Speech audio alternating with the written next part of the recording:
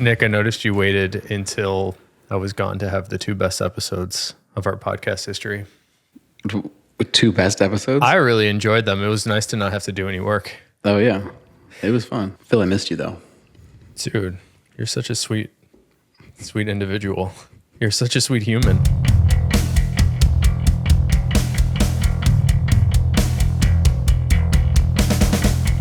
Thanks, Nick. I missed you too, man. We've come to the special time of year, Nick, which I call Horween shutdown time. That's also what we call it. That's okay. So not incredibly creative of me.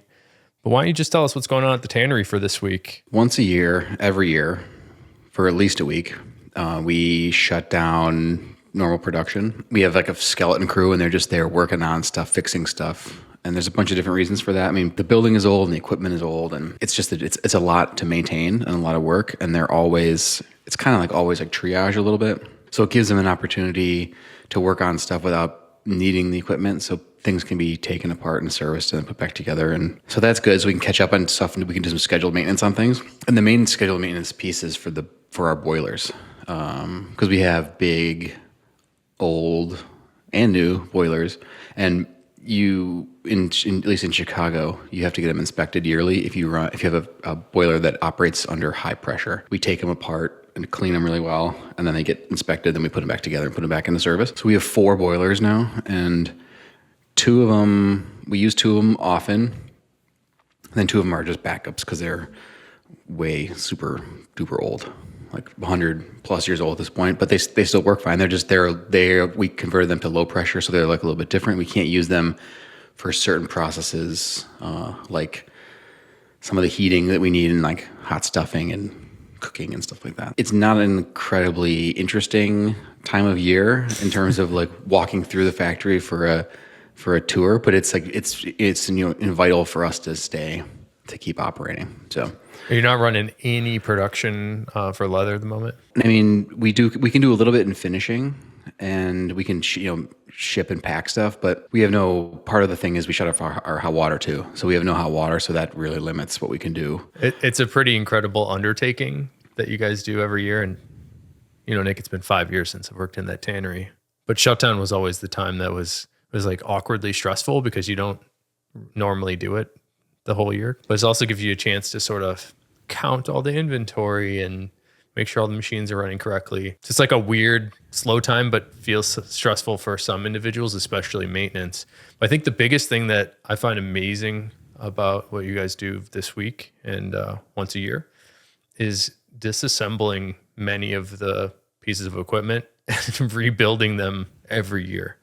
Is that more or less true for just about every machine? Sometimes. I mean, it depends. I mean, we'll plan because we don't. It would be great if we could like do all of the rebuilding and repairing that needs to happen during this time period, so it's not disruptive. But we just don't have enough. I mean, we've harped on this before. Like, we don't have enough people in general, and maintenance people are super important to what we do and the stuff that we use and the equipment that we use. Even in this week when we have a chance to work on stuff and there isn't a production and like a pressing production need to keep something moving, there's still just not enough hands. So we do have to plan a little bit and decide what we want to do. So we do end up taking machines out of service during the year, whether it's intended because we've planned on it and it's preventative, or if something happens and it needs to be fixed. During this time, like I said, the boilers get a ton of attention,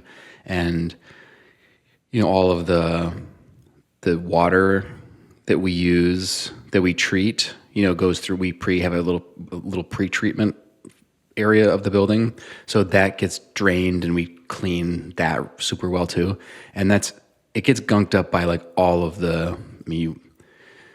It might not be intuitive, but it makes sense. Like all of the tree barks and fats and like everything that's the little pieces of hides that are coming off. I mean, they go out and we're skimming off and removing and segregating all that stuff, but it's not perfect. So there's a lot of stuff that needs to be shoveled and scooped and scraped and power washed. This is the glamorous part of the tanning business, I guess. Yeah, it's not the glamorous part. What was that? What was that legend that was like? something along the lines of women weren't allowed to marry tanners because they smelled so bad. We should fact check this. I think it was. on the right I track? think that. I think it was. There was a. I won't name the country because I'm having a crisis in confidence. But there was, in at least one country that the old wives' tale was that you could file for a divorce because your husband was a tanner, and that was the only reason that you needed. Like you didn't have to have any other grievances. You're just cleaning sewers all day. Just yeah. So yeah, so it's not. I like that. It's not a. I mean, for the outside world, the impact is more that it's not just a week that's affected because we have to scale back production. Wet stuff that's wet and dry, and where it is in what phase it is in the production process, because we can't just shut everything off for a week and then leave everything exactly where it's at. Stuff has to be at a stable point. So it ends up being like more like a 3-week disruption, Right. or maybe even a little bit more depending on what's going on. As stuff is, we pull stuff out, and then on the other side, we have to sort of spin back, or not sort of, we do have to spin things back up. To reference our last podcast with John, talking about lead times and everything. Like, it's not just like, add 1 week, in September, we're closed for a week, so just add 1 week to whatever the normal time would be if your delivery was supposed to be around then. And it's like, no, it's more complicated than that. Right. I think that's pretty important for people to understand. So maybe we can repeat it to some extent, but you have a perishable product, right, and if you turn it off the process, and you can't just put a pause button on it. So I guess you have to finish off that non-perishable section of the tanning, right? Yeah, specifically on when you're talking about with Esteban, we talked about, what episode was that? I don't know. 50? 49? 50? Something like that? Esteban, part 1 with Esteban. A lot of stuff that he talked about, like you can't just say like, we're going to just cover it in plastic and we'll see you in a week. Because, stuff will spoil or dry out or get hard, and then you have to process it again, or it's not going to dry right, or it won't, it'll affect the final quality of the product. So there's a lot of careful planning that goes into it. We have it's like a spreadsheet, and it's like the last day of this, and it's like all of these, it's like 15 different things. It's like the last day we're doing this.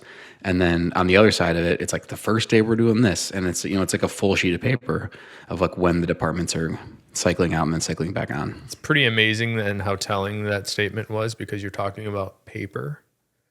What is that? Paper. Yeah, we print it out and we like hand it out to people. Oh, okay. You guys don't have emails for like the fleshing operator? Not exactly. No, I mean, there's like no. Think about it. Yeah, there are pictures and videos out there. There are basically no computers or anything like that out in no screens for the most part out in the factory for us. It's still all very analog. Well, very old school. Kind of speaking of old school. Go ahead, Yeah. Nick. No, go ahead. I was going to say, speaking of old school, I wanted to talk about those boilers that you mentioned for a bit, because when I look in that room, it actually reminds me of something funny. It reminds me of the Ghostbusters basement where they keep all the ghosts. Kind of looks like a really intense iron door or something. But it's the size of 2 stories, and it's the size of a house, that boiler, and which is 2 boilers together. Is that right? Yeah, it's 2. It's like 2 small buses. Well, it's more. Maybe it's like if you were to take 2 buses and then like cut them in half and stack them up and make like a 4-pack. It's kind of like Double that. decker. Yeah. Yeah, it's kind of It's like 2 double decker buses. Yeah, but those are the 2 old boilers that are low pressure. Well, those make me think about the Industrial Revolution, because are those the original units? They're not the original. They went in. I should know this answer. I think they went in like early 1900s, or not early. Sorry, late 1900s, like 1909, 1909-ish. That's a good question for my dad because he knows all those those dates. But they were in the same footprint. I believe so. Yeah, because I recall that there's still little hatches next to those boilers where they would store all the fuel, which I believe was, you said it was coal and oil. So It was anyways, coal originally, yeah, and then it went, and then it was. I do know that it was coal, and then it was converted over to heating oil. So they would get oil, big, because we'd sell the tanks, so we get those tanks were full of the heating oil, and then now it's natural gas. I mean, it's just, to me, it's such an incredible thing to know that you're running that every day. That's not a shutdown day, but because that's powering the whole building still. But it's interesting to think about how that unit was not electric, and it still is not electric. The whole building was run from that singular boiler that would turn a wheel that would have a belt on it that would turn another wheel, and then there'd be just a series of pulleys and I don't even know what they're called, those the belts that would just drive all the different drives throughout the whole building. It really puts you back into this old world mindset when you see all those old pulleys and belts that are still active today, although they're not necessarily driven by that boiler. But anyways, I think it's just really interesting that building is still running the same way, but they've switched some things to electric motors. Yeah, everything that's motorized now, it's all electric motors. It's just in some, like in the glazing jacks, and I think I mentioned this previously. There's one motor that runs all four of the glazing jacks and rolling jacks. So and there's like a stick basically, and you slip the belt on and off the shaft, and that's what, and just the size of the wheel dictates how fast the machine operates. And I mean, it works. I mean, you can use one motor to power 4 machines instead of you have to have 4 motors, but it's yeah. Amazing. I mean, it's like a little time capsule if you just ignore the motor. Well, I think the coolest thing is that you guys haven't covered up the old stuff. It's kind of like if you go to Rome and you see this visual layers of history sort of built on top of each other. You're doing to a less time period extent, but doing a similar concept there where you're just building on the old stuff, because you can still see those relics of, I like the huge fan that's above the stick dryer of the brush finish machining in the Cordovan department. It's just got 1,000 blades on it, and it's just all thick wood. Also belt driven. Yeah, it's a belt driven fan from the Industrial Revolution. So there's cool. There's a bunch of those on that floor. Yeah, I love it. But that handmade. I think that concept of the boiler being sort of a relic of the past, and you're still using it to some extent, is really fascinating. What are you using? Did you do this research, Nick? What are you using the low pressure and high pressure steam from those boilers for? Yeah, so we have the two. We really are only using the 2 newer boilers at this point. So we've got the newest one is new like in the last 10 years, and then there's the one that's from I think it's from the 70s. Those are more like familiar looking. Like if you look up a boiler, like it looks like a barrel or like a tube on its side with a bunch of it's like a pressure vessel. Yeah. So we have 2 of those in 2 different sizes, and then the older ones, which we were talking about, they're bricked in place, and they're awesome. They're like big ovens. Yeah, and they've been retrofitted with like big natural gas burners. I mean, you would never build a boiler that way anymore because it's just it's not as efficient as what we have on the other side.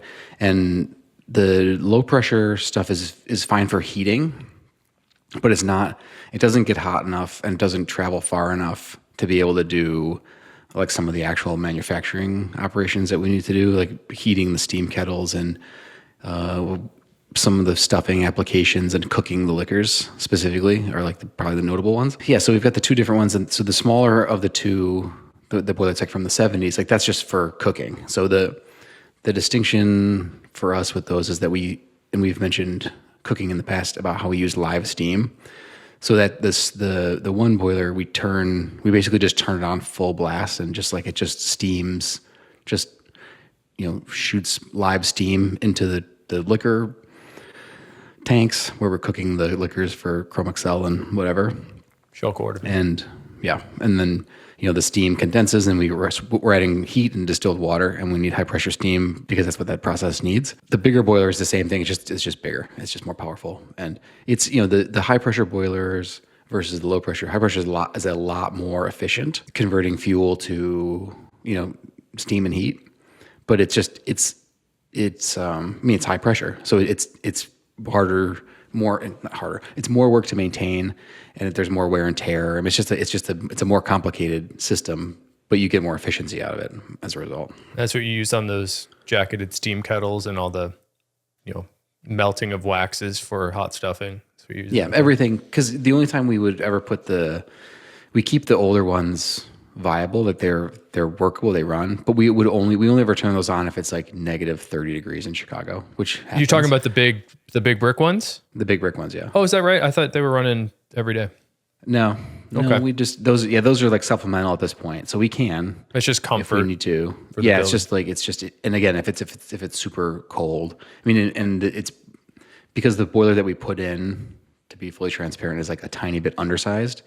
Like if we had put one in a little bit bigger, a little bit more powerful than we did, then we might not even ever need the brick ones, but we have them and they're fine. And they're good, and they're good for that. I think these are the bits of equipment that people never think about. Oh yeah. The power No, plant. it's intense. We have someone there 24 hours a day all the time when the boilers are on, which is every day all the time. So we have to have someone there making sure that all the pressures are right and the temperatures are right and everything's running right. As an employee, depending on when you come in and when you leave, you come in and out through the boiler room. So it's sort of like, I grew up walking in and out through that area, so it has a very like nostalgic feel, and it is, but it looks like you're in like a submarine or like Ghostbusters. There's tubes everywhere and there's pipes Submarine's everywhere. a good one. Yeah. Everything's dripping and It's literally painted condensation. battleship gray. I think that's the paint color. Yeah. And there's different tanks for condensation and for treating and for, it's complicated. It's one of those things that I probably should spend more time on to understand mechanically exactly how it works. But well, in that same room, I know they have some efficiencies that are a little bit more modern, but for example, there's a water heater in there that sort of like, if I recall correctly, it like rains down, and as it rains through this huge tube, it heats up like as it drips through the tube, which is super cool. I didn't even know it was a thing. yeah, it's like like an on-demand hot water heater like you would have in your house, except it's for a 200,000 square foot factory. It's also the size of it's like a bus like standing up. And if you were to like upend a bus, it's like I just love that your quite size reference is bus. school bus, yeah. And then you have another like a heated holding tank. I believe it's super insulated, like up in the rafters in that room too.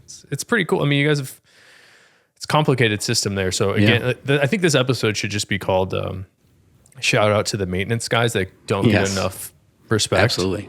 Yeah, definitely. Yeah. You're talking about that. We have a tank that it's like 2 stories. It's like a 2-story wooden tank. And it just always has water in it so that it's whatever ambient temperature. Oh, I'm thinking about a different tank, but that's an interesting tank too. Yeah. That's like a tempered. Yeah. So the water isn't coming in from the lake, which could be, 35 degrees in the winter. It comes in to go in that tank, and then it sort of heats up to whatever the ambient temperature is. So we're not putting 35 degree temperature into any of the systems.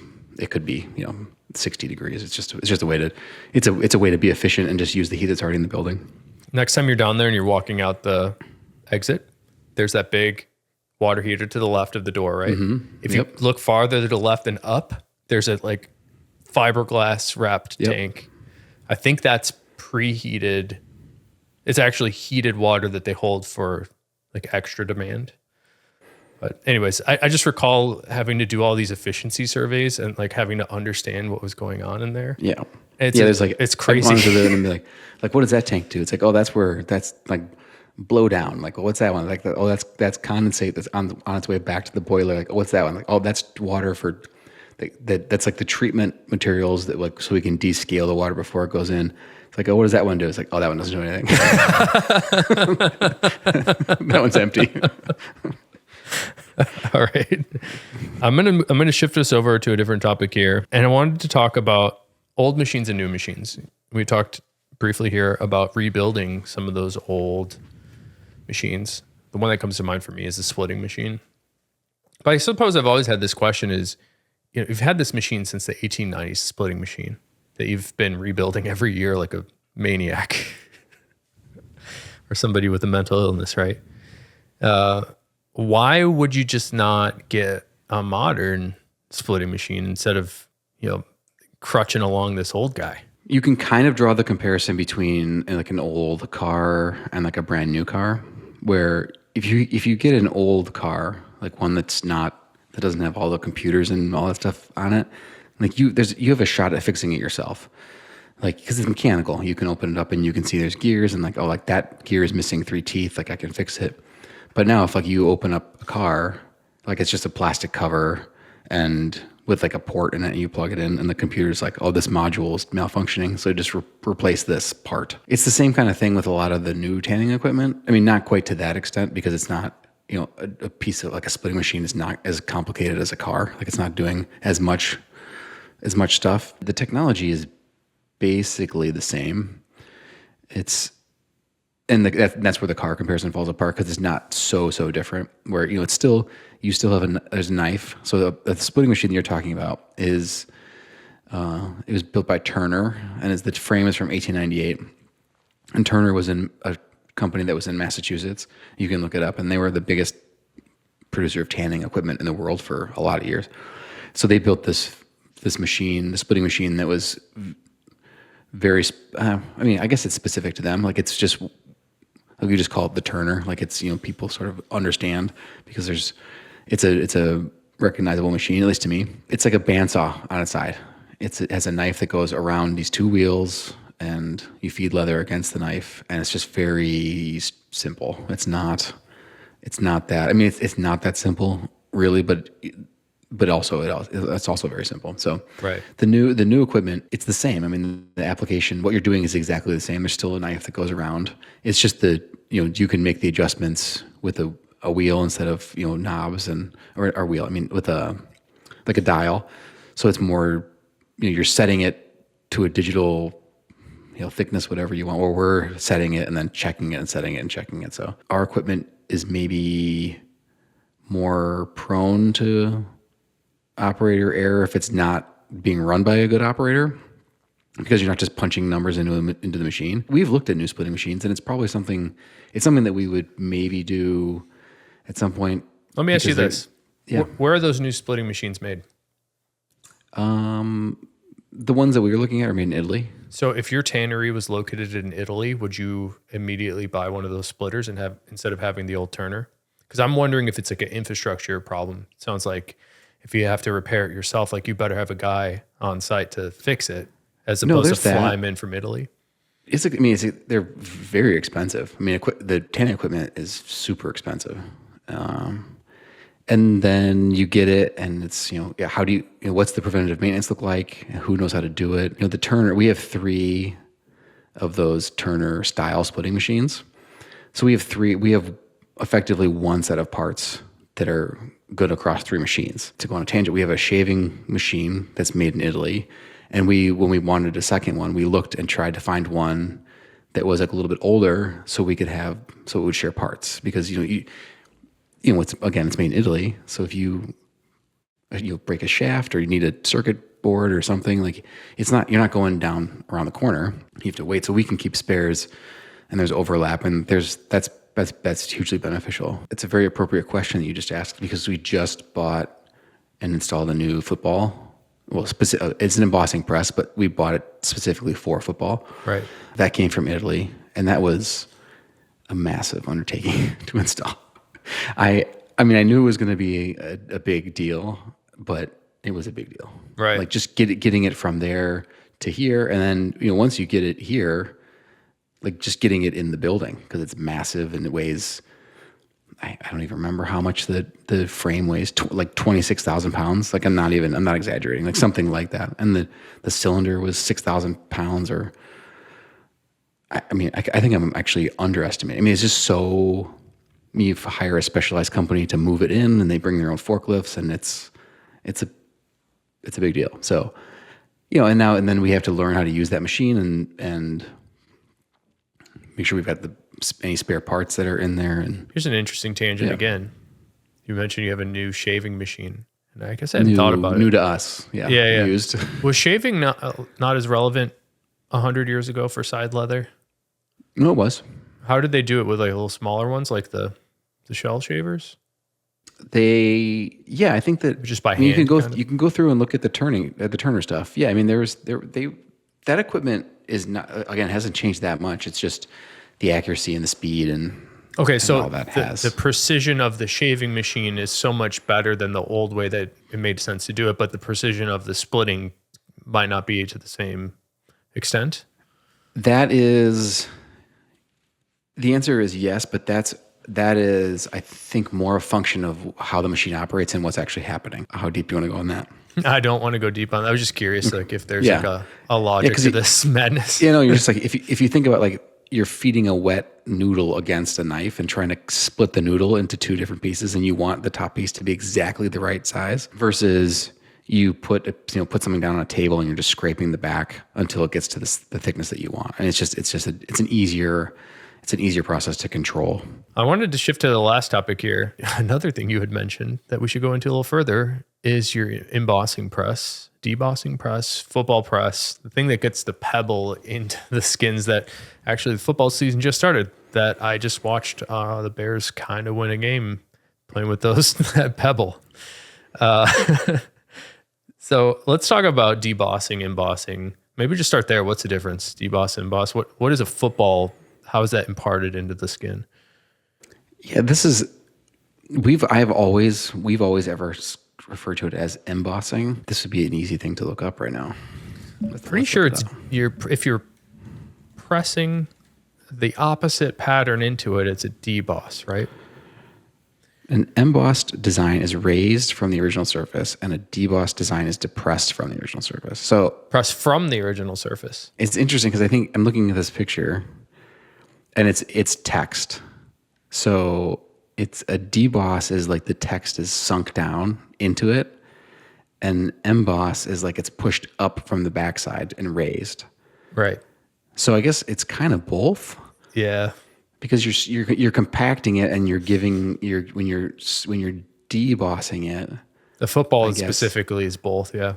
yeah, it's the pebbles are allowed to stay a little bit taller, which I guess is an emboss. If you were to really be technical about the I suppose it doesn't matter, but if anybody's going to nitpick us here, Yeah. we're idiots. Anyway, so our embossing presses, that's what we've called it for 100, almost 120 years. So I think that we're just going to stay with it. But maybe start with that. Let's describe what the press does, and then why did you get a new one? Are there? I know you have a rotary press. Maybe we can just drill into each of those. yeah, so that's like a big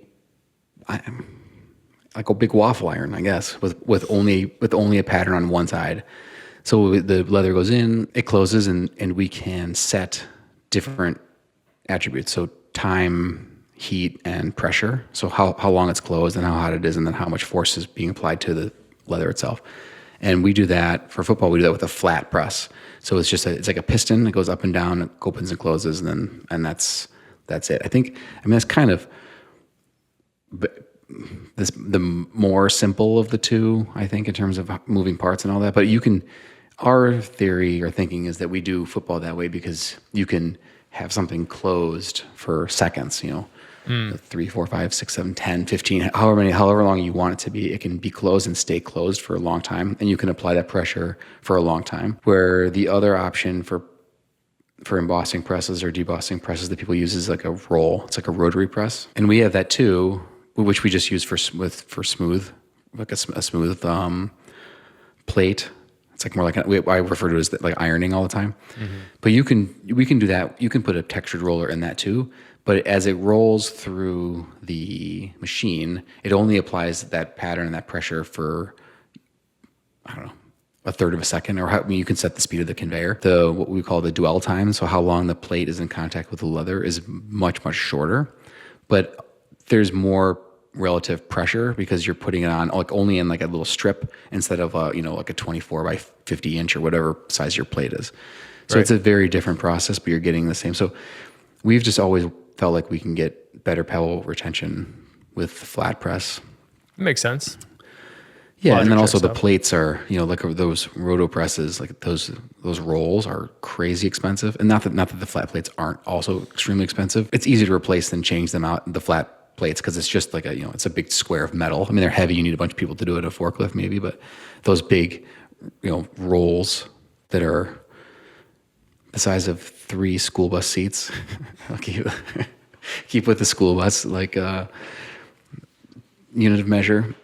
Like I mean, that's a big undertaking. Like the machine that we have that has those. There's 3 rolls in it, and they rotate. It's kind of like a revolver, and they never get changed. There's just those 3. Those are the 3 that are always in there, and that's all we have. So Right.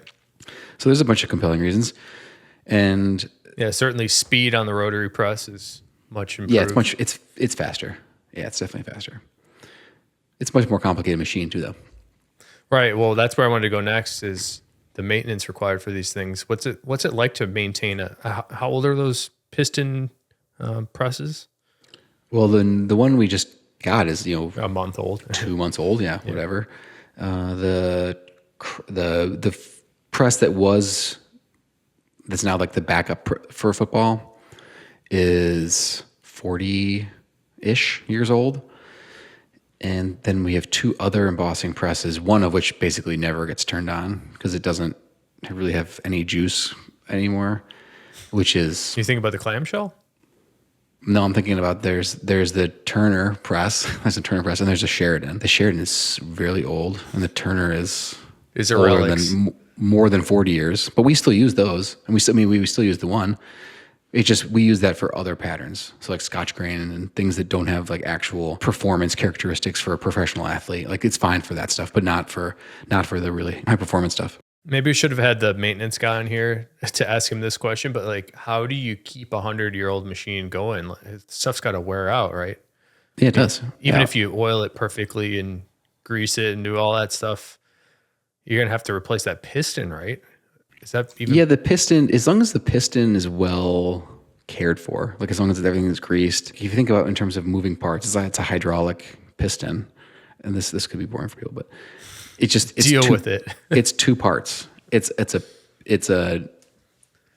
like a jacket, and then the piston, and it's hydraulic. There's hydraulic pressure that pushes it up, and then there's a bunch of gaskets, and like that's kind of it. So like there's not a lot that can go wrong there as long as seals and gaskets and everything is good. It's like your cardiovascular system. It's like sealed up and it's pumping, and like that's doing the work. So the pump and the gaskets are like, as long as that stuff is well maintained, and like that's the stuff that needs to be changed out and fixed, are like specifically the pumps. Even more than that are the plates. I mean, the plates wear out. I mean, just from opening and closing and embossing leather. I mean, after a while, like the football, for example, the pebbles start to get shallower and shallower, and then we have to get a new plate. Those are big money. So is that the reason to get the new press, is some sort of efficiency?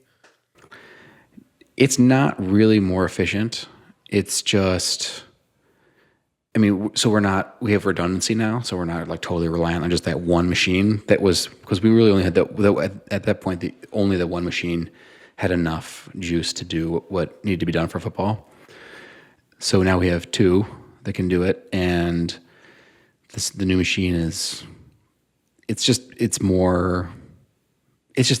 40 years newer. So you've got 40 more years of technology that's in it. But and that machine does have a computer on it. It's got a screen, and it's easier to change plates. Some pneumatic features to it. I mean, it's like a lot of like nitty gritty stuff that makes it a lot easier. Also, it's a new machine, so we can get parts for it. I mean, it's not that the machine that we had is a German machine that they haven't made in I don't know how long, and you just can't make. There's no, like, if the cylinder on the old machine, the one that's 40 years old, like gave up, like I don't know what. I mean, we'd have to look for another one of those machines, I guess, that was broken down somewhere and try to buy just the cylinder. I'm not quite sure if you can even get something that's that specialized fabricated. That's a David Neufeld maintenance engineer question. I guess I'm starting to feel like the infrastructure of tanning, just as a whole, being not in Chicago any longer, or maybe were the machines ever built here? Must have been something. I don't think so. I mean, it's all Massachusetts. Yeah, a lot on the East Coast. And Germany and Italy. I could train it here relatively easily. Yeah, there's some stuff that's made in Spain, a bunch of stuff in China. Yeah, would that change the equation a lot if things were made more close to you? Would that inform your purchasing, or not so much? Maybe. I mean, we've gotten a couple of things fabricated to the specs of old machines. Like one of the ringer presses one of the machines that squeezes the moisture out of leather and lays it flat so that we can control the moisture and then handle leather better and see what's going on with it. We had an original machine, then we had a twin, like fabricated, like from scratch, by a company in the United States, because we knew how to maintain it. And then again, so we could use the same sets of equipment, same sets of spare parts between the two, and we could use the same felts. I mean, there's just like a lot of different crossover between the two. So we did that because it's what we know, and because we can get it maintained, and then we know who built it, so they can make parts for us. So I think that if there were still tanning companies or tanning equipment companies in the United States, we probably would lean to them for the purposes of, well, trying to do stuff in the United States and support that, but also because you can get it fixed, made more easily. Yeah, it's just people think that probably from the outside they go like, leather, it's probably kind of hard to make that leather, but like it's pretty hard to just like have the machines, man. You have to have two of everything, and the logistics of all the parts. Yeah, the shaving machines, like the Shell Cordovan shaving machines, are almost as old as that splitting machine. They're from 1912 or something. Is that the one where if you need blades again, they like weld new blades for you because like nobody's making that. Yeah, well, yeah, they reblade the cylinders. So a shaving cylinder is like a tube. It's like a metal tube, and it looks like a drill bit, kind of like turned on its side, but the blades go and they cross over, kind of, and it's like a hockey skate at the end of it. So it's sharp, and it gets ground down constantly to keep it sharp. Yeah. So after a while, the blades wear down, and they have to get rebladed. So the cylinders get sent out, and they pull the blades off, and they weld new ones on. Yeah. So there's like 2 people in the United States that do that. It's like not a ton of options. You guys are nuts. And your shout out again to the maintenance crew working hard this week while you're probably just sleeping in. Not exactly. But there's just so much to do. But yeah, they're working hard this week for sure. Well, Nick, thanks for covering for me over the last couple episodes while I was gone. You did a really good job. And honestly, I've been trying to talk. I've wanted to have John on the show for so long, and we should get him back because I seriously have been annoying him for months, and you did it while I was gone. It just worked out. Yeah. No, it was great. He travels a lot. So and I happened to talk to him, and I was like, "Can you do it?" And he's like, "I can't do it this week." I'm like, "Well, what about next week?" So it just ended up just working out. And then Schuyler, I was running as per usual, a little bit late, and you don't say. I was like, "I'll be on, and I'm ready to go in like 5 minutes." Those guys were great, man. Yeah, and he said, "Oh, I'm on the phone with Schuyler. Let me just finish up." I'm like, "Ask him if he wants to pick him up, sit down and just talk for 2 hours." And was other guy's name was Jonathan? Jonathan Ward, yeah. Yeah, he was super inspiring too. You did a great job with those. Yeah, I didn't have to do it. I mean, he just talked. Let's go for it, Jonathan. He's fascinating. He has a very interesting mind. Good episodes, Nick. You've had a couple of weeks here to think about this. Do you have a favorite that we can wrap up with? Oh, goddamn. Well, I'm going to tell you mine. It was in the UK. Yeah. No joke. We get off the plane, drive to Bristol, which is like an hour and a half away. First thing our friend does, he says, "Let's go get some food. We're going to get bangers and mash." And I thought it was a joke. I didn't realize that that's actually what people eat there. And it turns out bangers and mash are incredibly good when done right. We went to this place called the Clifton Sausage, and they had things on the menu. You're talking about sausage and mashed potatoes? Yes, but it's not called mashed potatoes. Well, I understand. There's also mash, but like there's a thing when they put green onions in the mash, and it changes its name to something else. Okay. And then there's what's the thing, like the toad in the hole? So you go to this place and you're like, "Hey, I want to try like what's this all about?" Looking at the menu, there's like a billion sausages. By the way, amazing, so delicious. And we come to the toad in the hole. She recommended it to us, the waitress. She's like, if you're really hungry, get the toad in the hole. And we're like, what the hell is the toad in the hole? And then she goes to describe it further with more nouns that we had no idea what they were, like Yorkshire pudding. I didn't know what that was. I think I knew what it was, but I didn't really know what it was. Anyways, incredible. Go to the Clifton Sausage. I will take you there, Nick. Okay. And then on top of that evening, I think you called me when I was in this grocery store. In Bristol, this grocery store had an aisle full of different gravies, a whole wall of gravies. So they're dead serious about sausage. They're dead serious about potatoes and extremely serious about gravy. That's my UK experience and my favorite. I like all of these things. It's really good, man. Sure. It was so good. It reminds me of a Patton Oswalt. Yeah, the flavor pile and the sadness bowl. Yeah. It's like that. Just put it all together in a bowl. It sounds good. I would go back just for that restaurant. It was that good. I've had a few experiences like that, like traveling where you eat something and I don't know if it's the food or the location or the fact that you're on a trip or, I mean, it's probably some combination thereof. Or you just flew all day and then drove and didn't sleep at night and you're hungry. Maybe it was that. You got a favorite, Nick? Specifically, I keep threatening myself to write down some favorites so that I can just like look at a list as I think about them. Let me give you your favorite then. And I was like, oh, I'll remember that. I don't have to write it down. I never do. I met the professor for Professor Pizza that you've been speaking about for a while. Oh, I you met did? the actual professor. How was the doctor? He was a professor actually. Very nice. We went there for a birthday party and the professor came out. I guess one of the guys that set up the thing knew him. He's like, the professor could have come out. It's really good. They have a thing called grandma style. Okay. Which sounds good, but it's even better than you would imagine. Try the grandma style, I'd say. I'll check it out. Yeah, You eat there once a week?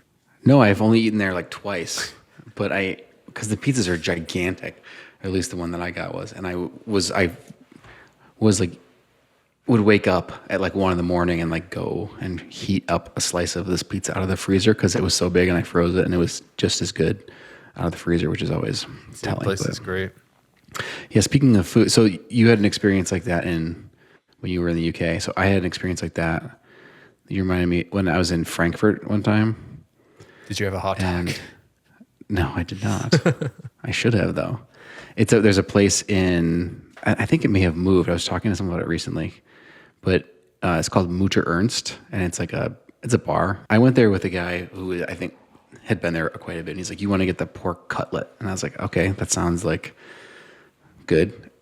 And it was like, it came out and it was like the size of my thigh. It was like bigger than it like hung over the plate. It was like a fried pork chop. Yeah. And it came with a cold potato salad and it was so good. You would go back just for that? Yeah, I would go. And I wonder if it would be as good. I ate that one time and I probably think of that as much as any other thing that I've eaten in my life. It's crazy. Including like, fancy meals, but sometimes it's the simple stuff, man. Oh, when the simple stuff is good, that's where it's at. The fancy stuff. There's a leather analogy in there somewhere too. Yes, probably. All right, well, let's cut it off there, Nick. Thanks for another great episode. And actually, I want to give a special shout out to people that have supported us through the link in the description thing. People have given us $3 a month to support the show. So people, thank you guys so much. And if you enjoy the show and you want to support us, you can drop a couple bucks in there. We really appreciate it. And actually, Nick, it's kind of my dream to get enough of those $3 bills from enough people, or maybe we can get a producer to like keep us on track here and do all the heavy lifting, so we just show up and be the brilliant people we are. No, we got to break even on all the microphones and stuff first. No, yeah. There's hidden costs here. Anyways, appreciate you guys. Thanks, everybody. And we'll see you later. See you next time. Bye-bye.